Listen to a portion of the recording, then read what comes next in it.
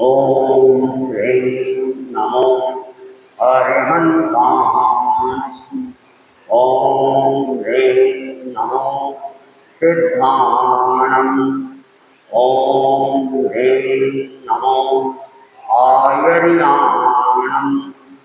ॐ ह्रीं नमो उवर्धायाणम्।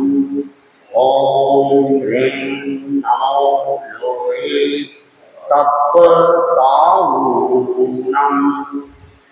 ॐ ह्रीं नमो अर्हन्ताणम्। ॐ ह्रीं नमो सिद्धाणम्। ॐ ह्रीं नमो आयर्याणम्। ॐ ह्रीं नमो उवर्धायाणम्। ॐ ह्रीं नमो लोये तत्त्वसाहूनम्। यतो पञ्चनमस्कारो सर्वपापनाशनम् मङ्गलानं च सर्वेशं परमं भवै मङ्गलं परमं भवै मङ्गलम्।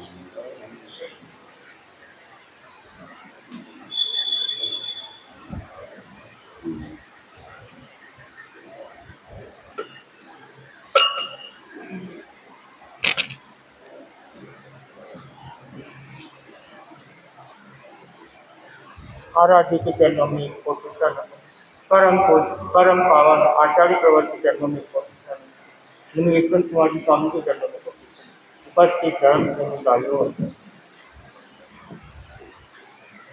कर लो तपस्या मिटे समस्या सुन लो रे भाव जल करम निर्मल करम कर लो रे ऐसा अवसर मिला न फिर संभलो रे भाव जल करम निर्मल करम कर लो रे तन धन यौवन चंचल माया जुगादल की काया जुगादल की काया दुनियादारी झूठी यारी क्यों मन को ब्रह्माया क्यों मन को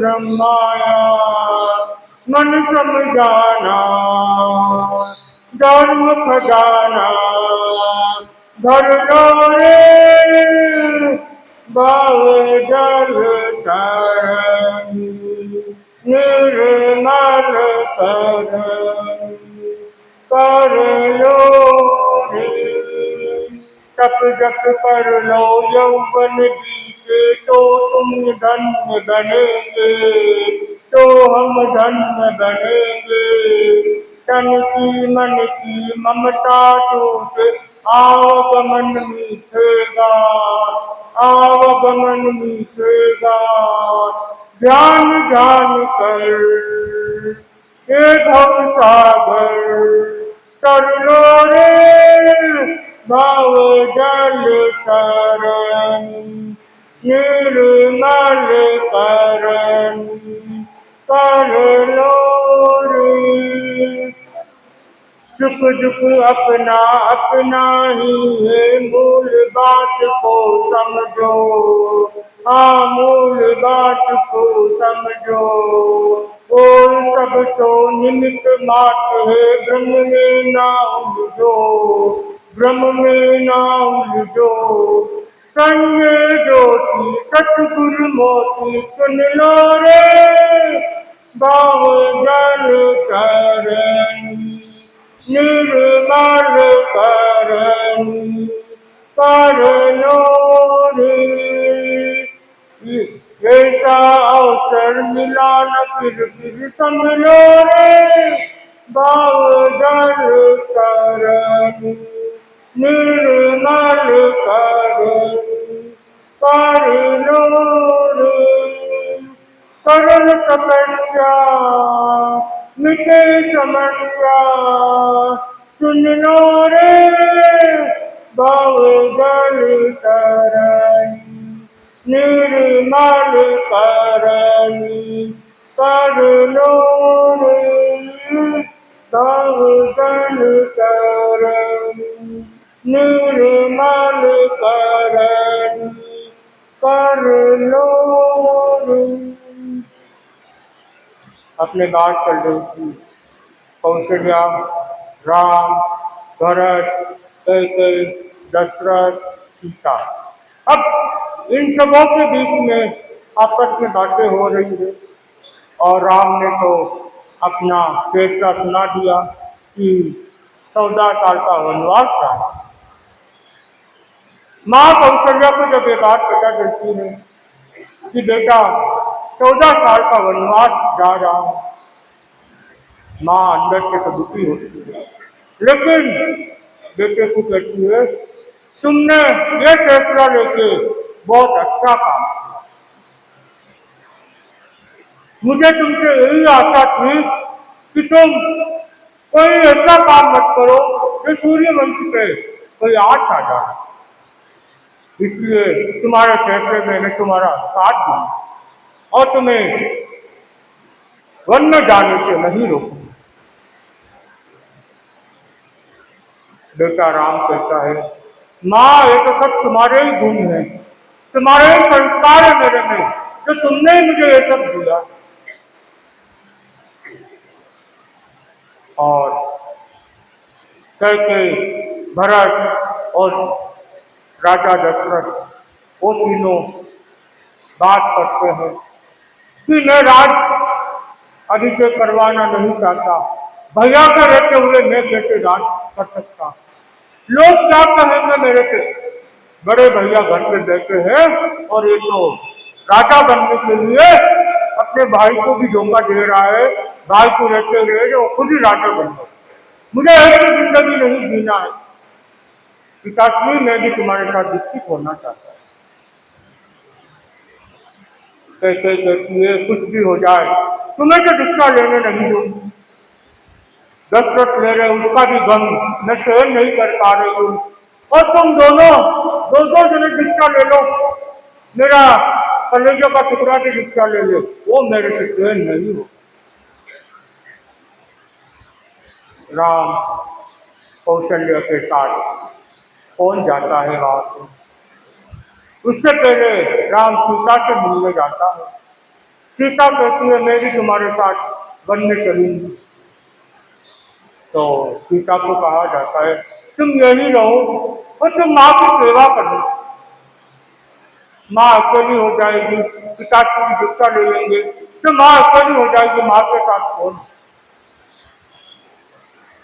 सीता कहती है मैं आपके साथ जाऊंगी तो माँ को खुशी होगी, मैं माँ को दुखी करके कोई काम नहीं करना चाहती, लेकिन माँ को तभी खुशी होगी जब मैं आपके साथ जाऊंगी, यहाँ रहूंगी तो माँ कहेगी इसे तो ऐसा आराम चाहिए इसलिए वो यहाँ रुक रही है, नाम तो खाली मेरा है कि मेरी सेवा में रुकती है, मैं ऐसी बातें नहीं सुन सकती, मैं भी आपके साथ चलूंगी, चलो माँ से ही पूछ लेते माँ का क्या निर्णय। माँ के पास चले जाते हैं और माँ कौशल्या को पूछते हैं, सीता कह रही है कि मैं भी साथ में चलूं और मैं चाहता हूँ कि सीता यही रहे आपकी सेवा करें। तो माँ कहती है कौशल्या कहती है मेरी चिंता मत करो, 3 रानियां है, दासियां है, वो सब मेरी सेवा कर देगी, अगर सीता तुम्हारे साथ होगी तो मेरे को निश्चिंत रहेगा, मेरे को कोई चिंता नहीं रहेगी। आप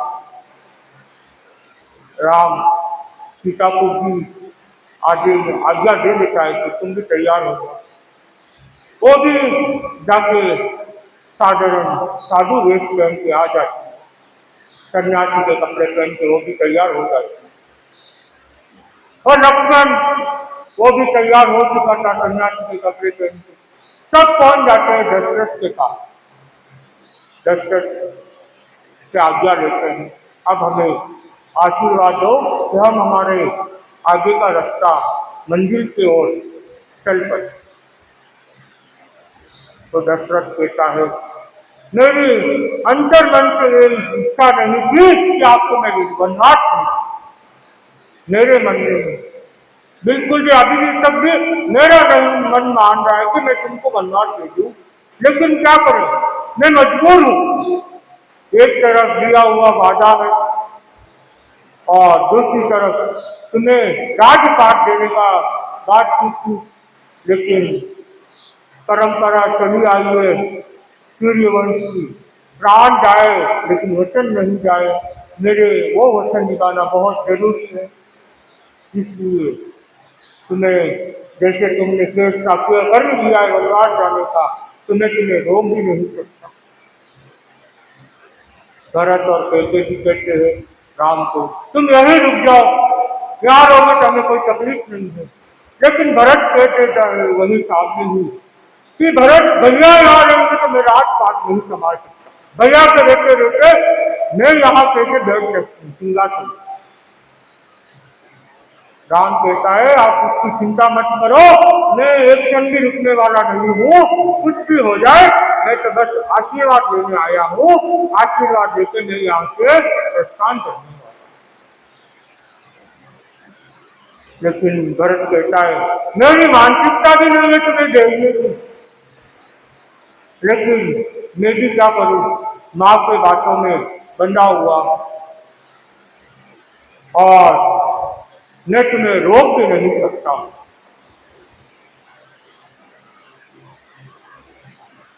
दशरथ भरत दशरथ से कहता है, पिताजी आप ही कोई दूसरा रास्ता निकाल लो कि राम भी यहाँ रुक जाए, माता कैकेयी का भी बात रह जाए और मेरी भी बात रह जाए।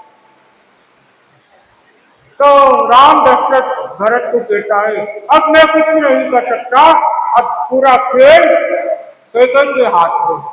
अगर कैकेयी चाहती है राम का जी को तो राम का भी हो सकता है, और तुम्हारा चाहे तुम्हारा भी हो सकता है। अब मेरे हाथ में कुछ नहीं, मैं तो कठपुतली बन गया हूँ, जैसा कैकेयी चाहेगी अब जैसा ही हूँ। अब तुम समझा सको तो तुम जाओ माँ को समझाने, और माँ वही रहती है कैकेयी। कैकेयी तो एक ही बात कहती है, कुछ भी हो राज तिलक तो भरत का ही हो, कि उसके मन में कभी डर था, अगर राज तिलक राम का हो जाए तो ये मेरा बेटा भिक्षा नहीं देगा और मुझे उसका दुख सहन नहीं कर पाऊंगा। ये बात को गांठ बांध लेती है और वहां से वो कहते हैं किसी हालत में कष्ट मत नहीं होती। राम पिताजी से आज्ञा लेता है, पिताजी आशीर्वाद दो, आज्ञा दो, हमें देरी करके कोई मतलब नहीं है, हमें आगे बढ़ना। और राम लक्ष्मण सीता वहां पहुंच जाते हैं, वहां से आज्ञा लेके आगे बढ़ते। लेकिन माँ कौशल्या उससे पहले ही वो अपने कक्ष में पहुंच जाती, क्यों अपने बेटे को जाते हुए वो देख नहीं पाती, तो वो अपने कक्ष में पहले से ही पहुंच जाते। जब पीछे उठ के देखते हैं कौशल्या का है ही नहीं, तो सीता क्या करती है, चलो माँ का आशीर्वाद ले लेते हैं, फिर हम यहाँ से जुड़ेंगे। वो कौशल्या के कक्ष के बाहर पहुंचते हैं, जैसे ही रास्ता आवाज देते हुए कि राम लक्ष्मण सीता पधार रहे हैं, कौशल्या अपने आप को संभाल के धैर्य जुटा के खड़ी हो जाती है। और जब तीनों माँ से आशीर्वाद लेते हैं, माँ को कहते हैं, मुझे यही उम्मीद थी तुमसे, मैं नहीं चाहती कि तुम यहाँ रुको और किसी और को तकलीफ हो। हम किसी प्राणी को दुख देते हैं तो अपना परम बंधन होता है, इसीलिए मैं चाहती हूँ कि तुम ऐसा कोई काम करो कि किसी को दुख नहीं मिले और सभी प्राणी सुखी। अगर तुम यहाँ रहोगे माँ कैकेयी को दुख होगा, भरत को दुख होगा और पिताजी को भी दुख होगा। तुम तो जो फैसला लिया है उससे अटल रहना, ये कैसे आशीर्वाद देती विदाई दे देती। जैसे विदाई देते हैं आशीर्वाद देते वहां से तीनों रवाना हो जाते हैं। पूरी अयोध्या नगरी राम लक्ष्मण सीता के पीछे पीछे हो जाती है और गांव के बाहर तक पहुंच जाते हैं। राम साथ में भरत करके सब साथ में होते हैं। वो सबको कहते हैं 10 गांव बाहर आ गए हैं, अब तुम वापस आ जाओ, अयोध्या लौट जाओ और हमें हमारा रास्ता जाने आगे बढ़ते हैं। लेकिन भरत और कैके साथ में होते हैं। थोड़ी दूर बाद वापस भरत को कहता है भैया मत जाओ, आप वापस राजमहल पर आ जाओ। लेकिन राम कहता है जो अब हम निकल चुके हैं, अब हमारा काम हमको करने दो, तुम तो राजमहल के लिए वापस लौट जाओ। उनको समझा के वापस राजमहल भेजा जाता है और ये वन के लिए निकल जाते हैं। जाने के बाद कौशल्या अपने आंसू बहाती है और अपने आप में वैराग्य की भावना उसके अंदर जगी हुई रहती है, उसको और खुश हो जाती है। इस संसार में कौन किसका है? मेरा बेटा था वो भी तो चला गया, बहू थी वो भी चली गई, मेरा पति है वो भी विकसित हो रहा है, मैं इस संसार में रहकर मैं क्या करूं? समय देखे मैं भी 10 मिनट के बाद विकसित हो जाओ। अब वो मन ही मन दीक्षा की भावना संजों में लग जाती है और धर्म ज्ञान में पूरी तरह से मन लगा देती है। क्यों अपने बेटे को याद नहीं आए और सब कुछ नीति का खेल है, ये किसी के पर क्या दोष है, ये कर्मों का खेल है सब उसके। अब सब अब धर्म ज्ञान में लग जाती है और यहाँ दशरथ दीक्षा की तैयारी करने लग जाता है और यहाँ पे भरत का भी राज तिलक हो जाता है, वो भी सिंहासन पे बैठ जाता है, वो भी राजा बनता है। जैसा कैके चाहती थी ऐसा सब काम हो जाता है।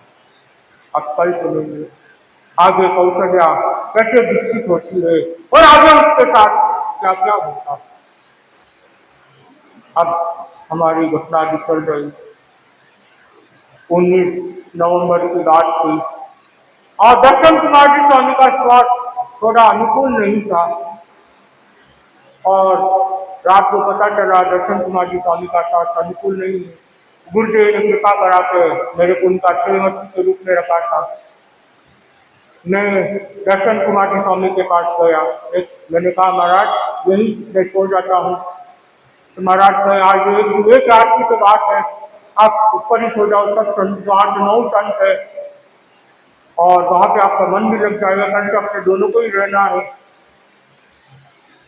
मतलब जैसे आप फरमाओ, क्या आस पास में बहुत सारे संत कोई काम होगा तो मैं उनको आवाज दे दूंगा आपको। और मैं दिनेश कुमार जी स्वामी के पास चला गया, दिनेश कुमार स्वामी को सब बात बताई। महाराज ने कहा ठीक है आज यही सो जाओ, सुबह ऐसे जाना ही। रात सुबह के लगभग 7 बजे की समय था और गुरुदेव उस दिन बारिश ज्यादा होने से, ठंड ज्यादा होने से गुरुदेव कमरे में पड़ा रहे थे। उसके बाहर वाला कमरा दर्शन कुमार जी स्वामी का था। 4 बजे का समय गुरुदेव विराज गए थे तो दर्शन कुमार जी स्वामी वॉमिटिंग कर रहे थे। तो गुरुदेव ने पूछ लिया ये सुबह से उल्टियाँ कौन कर रहा है? तो कहा दर्शन कुमार जी स्वामी का स्वास्थ्य ठीक नहीं है, उनको वॉमिटिंग हो रही है।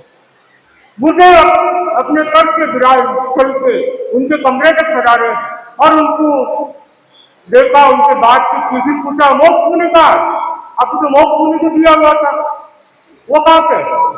तो दर्शन कुमार जी स्वामी ने कहा मोक्ष मुनि दिनेश कुमार जी स्वामी के पास है, वो रात को आए थे मेरे पास, लेकिन मैंने ही मना किया था कि इतने सारे संत के पास में और कल से अकेले ही रहना है, हम दोनों को रहना है, तो मैंने ही मना किया। मेरे को ये बात लगभग 5 बजे मालूम पड़ी थी जब हम 4:30 बजे गुरुदेव के दर्शन किए सुबह। फिर कृष्ण कुमार जी स्वामी ने मेरे को बुलाया कि दर्शन की स्वास्थ्य ठीक नहीं है, आप वहाँ जाओ और उनको कृष्ण कमल सुना दे। फिर मैंने दिनेश कुमार जी स्वामी को ये बात बताई कि वहाँ पे जाना है, कृष्ण कमल सुनाना है। आप आज्ञा दो तो आप जाओ, वहाँ प्रतिक्रमण सुना देना और दिन उगने के बाद यहाँ आ जाना। तो मैं तो चला गया। 5 कुमार जी स्वामी वहाँ प्रतिक्रमण सुना रहे थे। मैंने कहा आप आ जाओ महाराज, मैं सुना दूंगा। फिर उनको भेज के मैंने प्रतिक्रमण सुनाया और गुरुदेव का आदेश था, जो भी नहरों में विहार कर रहे हैं उनको टाइम दी गई थी, इसी बजे मंगल पाठ सुनना है। तो मैंने मुनीम जी को फरमाया, महाराज पधारो, गुरुदेव समय दिए तो टाइम में हो रहा है, मंगल पाठ सुनना है, अपने को भी तो नहरों में विहार करना है। मुनीश्वर ने कहा मेरा स्वास्थ्य ठीक नहीं है, आप जाकर मंगल पाठ सुन के आ जाओ। मैंने ठीक है, दिनेश कुमार जी स्वामी के पास गया। मैंने कहा महाराज स्वास्थ्य ठीक नहीं है, वो आ नहीं सकते, मेरे को भेजा मंगल पाठ सुनने। गुरुदेव के सामने कर दिया मेरे को। मैं तो नया था, डर भी लग रहा था गुरुदेव से, तो मेरे को सामने कर दिया कि दिनेश कुमार जी स्वामी ने फरमाया कि दर्शन कुमार जी स्वामी पधारे नहीं है, उनका स्वास्थ्य ठीक नहीं है, तो मोक्ष जी को मंगल पाठ सुना दीजिए आप। तो मोक्ष मेरे को मंगल पाठ सुनाया गया और उसके बाद गुरुदेव वापस दर्शन देने पधारे और वहां पे वापस हम दोनों को मंगल पाठ सुना। और लगभग जैसे 8:30 बजे गया था गुरुदेव का और गुरुदेव ने प्रस्थान कर दिया। और यहाँ पे मैं थोड़ी दूर जाके वापस आगे निकल, महाराज अकेले स्वास्थ्य ठीक नहीं है तो मैं यही रुक जाता हूँ, महाराज के लिए गोष्ठी भी करनी है तो मैं रुक जाता हूँ। वापस आया, मुनि जी को कहा महाराज क्या लाऊं आपके? महाराज ने कहा कुछ नहीं है, मेरे गैस हो गया है, गैस हो गया। तो मैंने बोला ठीक है महाराज ऐसा करो, आप नाश्ता कर लो, मैं बाद में आपके विनो लेके आ जाता हूँ। तो नहीं ना, नाश्ता मेरे को नहीं करना है, आपको मेरे विनो लेके आ जाता। तो मैं 2 इनो का पैकेट लाया, मैं पानी लेके आ जाता हूँ और आपके लिए कुछ नाश्ता लेके आ जाता हूँ। तो महाराज मैंने नाश्ता तो जरूरत नहीं है, आपको पानी लेके आया। पानी लेके आया, हर्षराज जी स्वामी और रविंद्र कुमार जी स्वामी सामने वाले गमले में विराज रहे थे। मैं बोला 2 मिनट वहां जाके आ जाओ। इसने में महाराज ने दोनों पैकेट इनो ले लिए इसका। वापस आया, मैंने बोला महाराज ये क्या किया आपने? भूखे पे थोड़ी इनो लेना होता है, कुछ खाकर उसके बाद लेना होता है। महाराज को गैस बहुत हो रहा है इसलिए मैंने ले लिया। और मैंने नया नया भी था, अब महाराज को कुछ बोल भी नहीं पाता, क्या बोलूं, नाश्ता भी नहीं कर रहे, कुछ भी नहीं है। फिर मैंने हर्षराज स्वामी रविंद्र कुमार जी स्वामी को बोला कि महाराज तो कुछ कर ही नहीं गए, अब मैं क्या करूँ आप बताओ। कि ठीक है, अतुल मुनि और आनंद मुनि आ जाएंगे, फिर अपन देखते क्या करें। और वो दोनों संत पधारे और दोनों ने वहां से क्या करके बंगले, दूसरे बंगले में चले गए। मैं वही था, हम दोनों वही थे। महाराज को कहा महाराज अपने को विहार करना है, आप स्वास्थ्य ठीक हो तो पधारो, नहीं तो मैं व्हील चेयर में लेके चला जाऊं। महाराज ने कहा व्हील चेयर नहीं, आपने 12 बजे बाद विहार करें। महाराज को कहा कुछ ले लो, महाराज ने मना कर दिया। फिर अतुल कुमार जी स्वामी को मैंने कहा महाराज को समझा कुछ ले ले, आपके आप 3 साल रहे हुए उनके साथ, थोड़ा कुछ ले ले, नाश्ता करो। तो महाराज ज्यादा बोलने की थोड़ा सा दूध मंगाया, दूध दिया था उस दिन, उसके बाद कुछ दिया ही नहीं। अब महाराज बोले मैं तो विहार करूंगी, मैं तो यही रहूंगा, और उससे की ताकत नहीं थी उस दिन महाराज। और लगभग 2 बज गई। मैंने कहा महाराज अपने को पास वाले बंगले में तो जाना, दूर तो जाना नहीं, 100 मीटर चलना है, आप तो गाड़ी में गिरा जाओ, ना आपको साधन में लेकर चले। महाराज ने तो मना कर दिया, मैं तो नहीं है।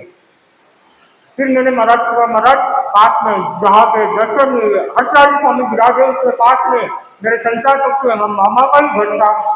तो वो भावना भागे गए, मोक्ष मुनि यहाँ आ जाओ, संत पास में है, तुम भी नए हो, उनका साथ कुछ नहीं है तो ठीक रहेगा आप दोनों के वहाँ पे, तो आप एक बार यहाँ आ जाओ। तो मैंने कहा ठीक है, मैं महाराज से बात कर लेता हूँ। तो मैंने महाराज को कहा, तो महाराज ने मना कर दिया, वहाँ तो नहीं जाएंगे, जहाँ बोला हुआ है वहाँ उसी घर में जाएंगे। मैं मेरा सामान रख के आ जाता हूँ, मैं जाकर अपना सामान वहाँ घर में रख के आता। फिर मेरे मन में आई मैं जाके महाराज से अतुल मुनि से बात करूँ। तो अतुल कुमार जी स्वामी के पास चला गया, उनको बताई सारी स्थिति। तो उन्होंने कहा ऐसा करो ना, पास वाले मकान में आ जाए, वो भावना भाई रहे तो आप उधर ही आ जाओ। मैंने बोला ठीक है यही आ जाते हैं, लेकिन महाराज मान नहीं गए कि महाराज को तो मैं लेके आ जाऊंगा, आप उसकी चिंता मत। अब कल सुन के कैसे क्या हुआ, कैसे हम लोग वहाँ पहुंचे, कौन से मकान में गए, क्या हुआ, कल सुनिए उसी के साथ होंगे।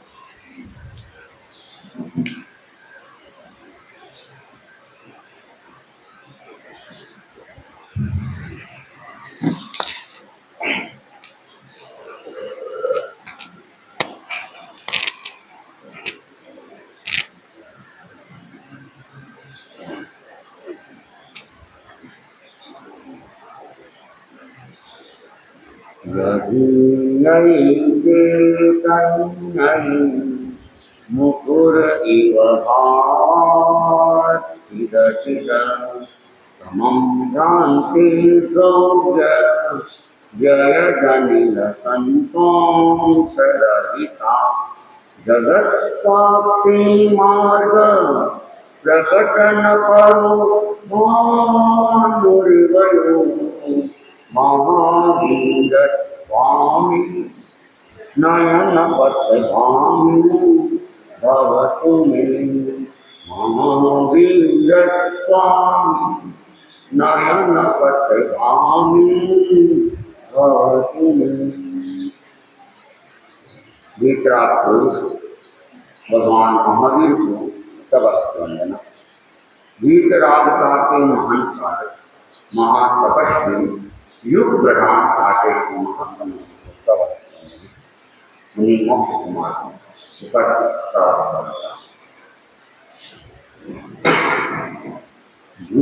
तुम्हारे प्रजाति भारत के विश्वमारे प्रजाति भारत के जानो ध्यान करो अंतर में विश्वमारे प्रजाति भारत के देश देश लोक आपनो देश देश लोक आपनो संग्रह कर तुम्हारे प्रजाति भारत के आप कमड़ी बुध जी पर संसार आप कमड़ी बुध जी पर संसार अवलोक कर पूर्ण तुम्हारे प्रजाति भारत के मंत्राक्षर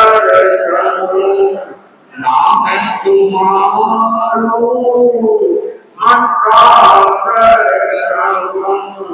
नाम तुम्हारो विघ्न के वर में तुम्हारे प्रजाति भारत के जगर उद्योग योजधारी जगर उद्योग योजधारी यह पंच में पार में तुम्हारे प्रजाति भारत के आप तारागण में स्थिर पदसु आप तारागण में स्थिर पदसु बचे बात हमारे तुम्हारे प्रजाति भारत के आप तारागण पराता आप पराता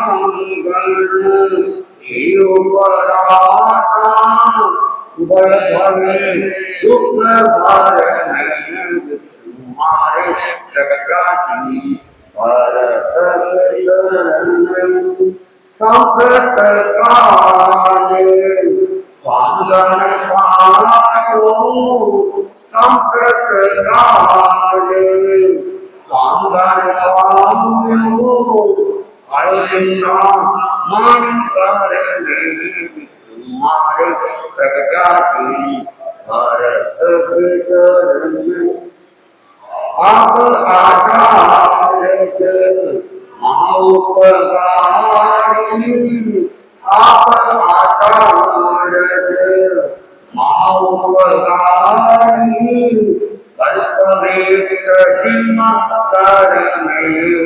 तुम्हारे प्रजाति भारत की शरण दृढ़ मर्यादा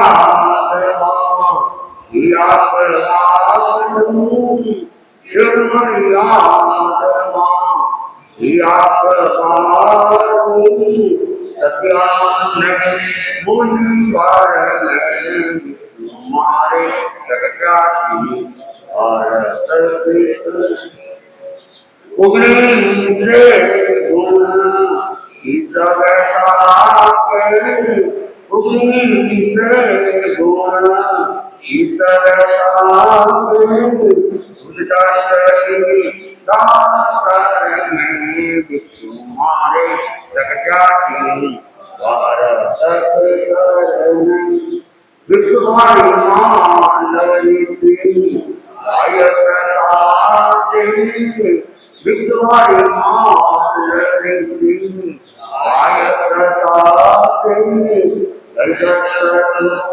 मंडल में तुम्हारे जगजाति भारत के शरण जानो जान करूं अंतर नहीं तुम्हारे जगजाति भारत के शरण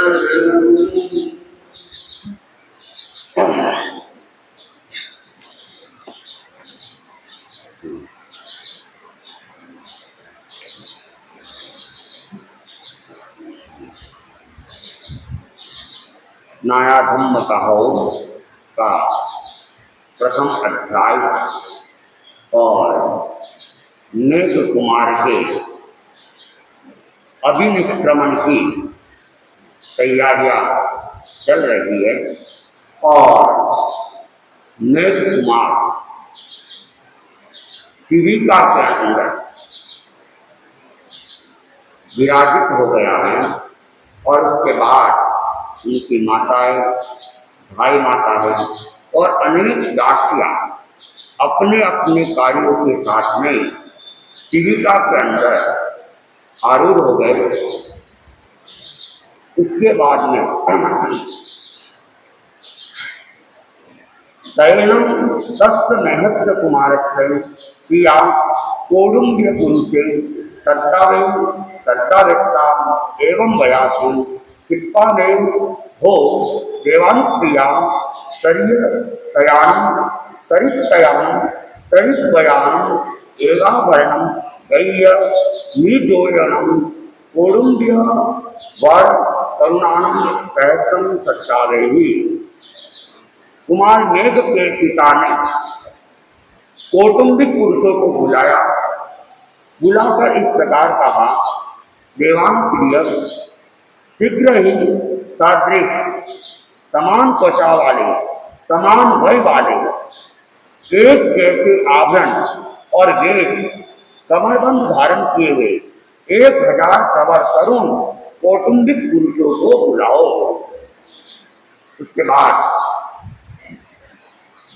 सम्राट सैनिक ने अपने कौटुंबिक पुरुषों को बुलाया और बुलाकर उनको निर्देश दिया कि अब शीघ्रता के साथ में जाकर समान रंग रूप वाले और समान हाइट वाले ऊंचाई वाले 1000 पुरुषों को बुलाओ और उनको एक जैसे आभरण एक जैसे वस्त्र और एक जैसे कवरबंद पहनाओ।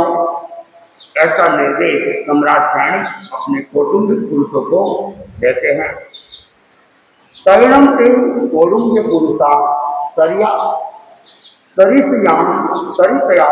सरितयान एकाभरणम गय्य निजोयान कौटुंब्यवर करुणानम सहस्रम सच्चावेही। इन कौटुंबिक पुरुषों ने सदृश समान त्वचा वाले समान वय वाले एक जैसे आभरण वेश और कमलबद्ध धारण किए 1000 सवर तरुण कौटुंबिक पुरुषों को बुलाया। शयनम से कौटुंब्य वर तरुण पुरुषा सैन्यस्त्रन्नु कौटुंब्य पुरुष से ही सत्ताविया समाना हत्तानाया जाओ एकाभरण गय्य निजोय प्रेरणा में सैन्य लाया प्रेरणादेव उवागच्छन्ति उवागच्छिता प्रेरणीं रायम् एवं वयासि संधि सहनम देवानुप्रिया दम नम अम्बेहुल कर नित्यम। वे प्रवर तरुण कौटुंबिक पुरुष राजा सैनिक के निर्देशानुसार बुलाए जाने पर हर्षित हो गए। उन्होंने स्नान कर यावत एक जैसे आवरण और वेश कमरबंद धारण कर जहाँ राजा सैनिक था वहां आए। वहां आकर राजा सैनिक से इस प्रकार कहा, देवानुप्रिय हमें जो करणीय है उसका संदेश दे। तो जैसे ही 1000 व्यक्ति आए उनको फिर तैयार होने का आदेश दिया गया। तो वे स्नान वगैरह से तैयार हुए और एक जैसे आभूषण, एक जैसे वस्त्र और एक जैसे वो कमरबंद को उन्होंने पहना। और पहनने के बाद में वे सम्राट सैनिक के सामने पुनः उपस्थित हो जाते हैं और फिर करवत उनको प्रणाम करते हैं। आप हमें अब हमारे लिए जो करणीय है उस करणीय कार्य का हमें निर्देश प्रदान करें, आदेश प्रदान करें।